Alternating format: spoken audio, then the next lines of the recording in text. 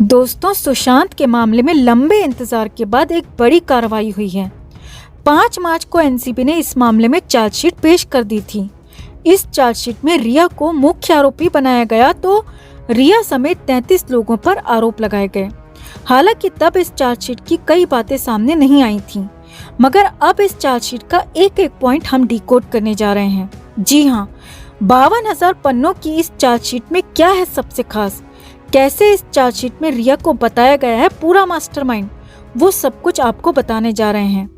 क्योंकि इस चार्जशीट के मुताबिक तो पूरी तरह से साफ है कि रिया को 5 या फिर 10 साल नहीं बल्कि 20 साल की जेल होने जा रही है।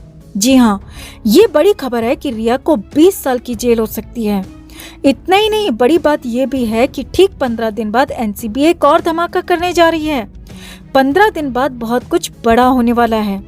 तो क्या है इस चार्जशीट में, कैसे रिया को होगी 20 साल की जेल, कैसे पूरी साजिश रची गई और 15 दिन बाद क्या बड़ा होने वाला है, आपको बताते हैं सब कुछ। मगर उससे पहले हम आपसे कहना चाहते हैं कि अगर आप भी इस चुड़ैल को जल्द से जल्द सजा होते देखना चाहते हैं, सलाखों के पीछे देखना चाहते हैं, तो इस लड़ाई में यूं ही हमारा साथ देते रहें। हमारी ताकत बढ़ाने के लिए चैनल के साथ जुड़ें और इस खबर को भी ज्यादा से ज्यादा लाइक और शेयर कर अपना प्यार और सपोर्ट जरूर दिखाएं। तो सुशांत के मामले में 5 मार्च का दिन वो दिन था दोस्तों, जिसका इंतजार फैंस और एसएसआर के चाहने वालों को लंबे समय से था। और आखिरकार एनसीबी ने चार्जशीट को फाइल कर ही दिया।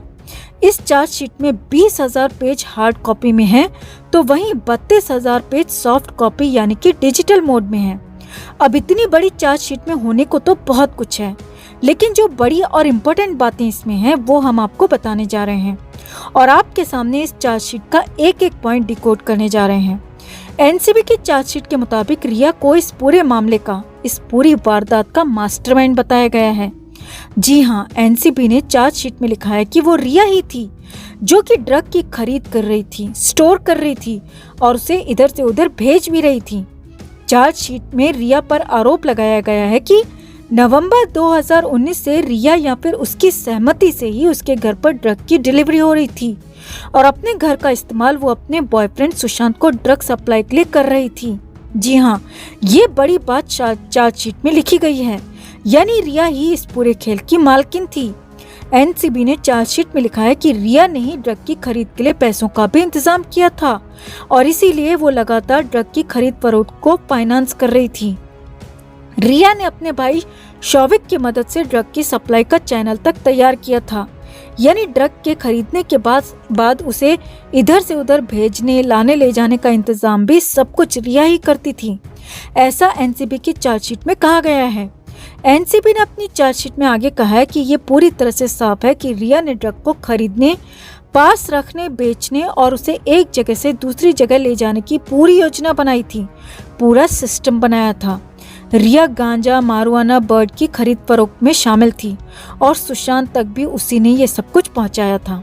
इतना ही नहीं, चार्जशीट में कहा गया है कि रिया, शौविक, सुशांत के house help Dipesh Sawant, house manager Samuel Miranda और एक अन्य आरोपी ऋषिकेश पवार ने ड्रग को लेकर सुशांत को सप्लाई की थी। इन लोगों ने कई पेडलर्स के जरिए ड्रग हासिल की थी। एनसीबी की चार्जशीट में शामिल 33 आरोपियों में से अभी ज्यादातर जमानत पर बाहर हैं, लेकिन 8 आरोपी अभी भी जेल में हैं और अब इन सब पर ये गंभीर और बड़े आरोप लग गए हैं और इस पूरे खेल की मास्टरमाइंड रिया को बताया गया है। यानी कुल मिलाकर रिया को एनसीबी ने इस पूरे खेल की मालकिन करार दिया है। अब रिया के साथ आगे क्या होने वाला है वो भी समझिए दोस्तों। रिया पर एनडीपीएस एक्ट की धारा 27A के तहत गंभीर आरोप लगाए गए हैं और एनसीबी का कहना है कि उनके पास इन आरोपों को कोर्ट में साबित करने के लिए पुख्ता सबूत और गवाह मौजूद हैं। अब एनडीपीएस की इस धारा में कम से कम 10 साल की सजा होती है, यानी 10 साल की सजा तो रिया के लिए पूरी तरह से तय है और अधिकतम 20 साल की सजा भी इसी धारा में होती है। यानी कि आरोप अगर पूरी तरह से साबित होते हैं, रिया की साजिश अगर साबित हो जाती है, तो फिर सीधे सीधे रिया को 20 साल की जेल होगी।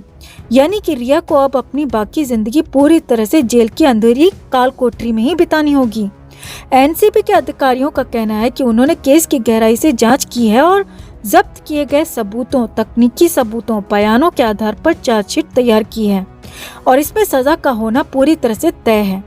इतना ही नहीं, एनसीबी के मुताबिक अभी भी इस मामले की जांच चल रही है और कोमल रामपाल, सपना पब्बी और करिश्मा प्रकाश समेत 14 अन्य आरोपियों पर एक सप्लीमेंट्री चार्जशीट फाइल की जाएगी। जी हाँ, 15 दिन बाद यही बड़ा धमाका होने जा रहा है। उस सप्लीमेंट्री चार्जशीट में 14 और लोगों को आरोपी बनाया जाएगा। अब इन 14 लोगों में कई बड़ी फिल्मी हीरोइन, कई बड़े हीरो तक हो सकते हैं।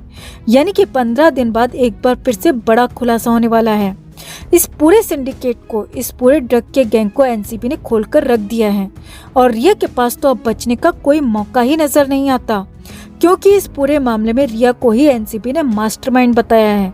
रिया को ही इस पूरे गैंग का पॉइंट पर्सन बताया है और रिया के ही इशारों पर कैसे ड्रग इधर से उधर होती थी, एनसीबी ने इसका पूरा खुलासा किया है। हालांकि बड़ी बात यह भी है कि बॉम्बे हाईकोर्ट ने पिछली बार रिया को जब जमानत दी थी तो बॉम्बे हाईकोर्ट ने कहा था कि रिया के खिलाफ उतने सबूत नहीं हैं। लेकिन बड़ी बात यह है कि उस जमानत मिलने के बाद भी एनसीबी का काम जारी था और उसके बाद एनसीबी ने कई सारे सबूतों को जुटाया है, कई सारे गवाहों से बात की है, कई जगहों से मोबाइल फोन और लैपटॉप तक जब्त किए गए हैं और अब एनसीबी का ये बड़ा दावा है कि अब उसके पास रिया के खिलाफ पुख्ता सबूत हैं। अब उसके पास रिया के लिए, रिया को सजा दिलाने के लिए वो सारे सबूत, सारे गवाह मौजूद हैं जो रिया को कम से कम 10 साल नहीं तो 20 साल की सजा दिलवा कर ही रहेंगे। यानी एनसीबी ने इस पूरे मामले में सबसे बड़ी कार्रवाई रिया पर ही की है। रिया को ही एनसीबी ने पूरी तरह से लपेट लिया है मास्टरमाइंड बताकर और रिया के साथ साथ मिरांडा, दीपेश जैसे लोग भी अब कहीं के नहीं बचेंगे। इन सब पर कार्रवाई होगी, सब पर एक्शन होगा और सुशांत के गुनहगारों को पहली सजा जरूर मिलेगी। पहली इसीलिए दोस्तों क्योंकि ये एनसीबी का मामला है।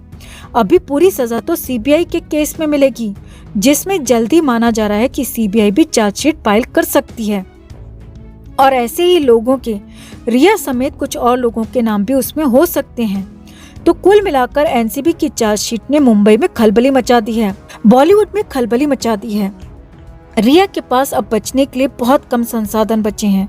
हालांकि माना जा रहा है कि रिया इसे लेकर कोर्ट जा सकती है, कोर्ट में कई बातें रख सकती है, लेकिन इतना तय है कि अब रिया का बचना मुश्किल ही नहीं, नामुमकिन नजर आ रहा है।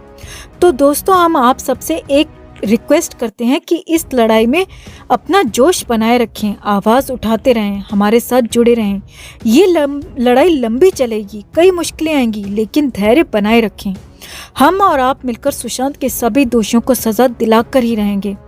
आपका इस पूरे मामले पर, रिया के खिलाफ इस पूरी चार्जशीट पर क्या कहना है, कमेंट करके ज़रूर बताएं और रिया को कितने साल की सज़ा इसमें होनी ज़रूर चाहिए, ये भी ज़रूर बताएं।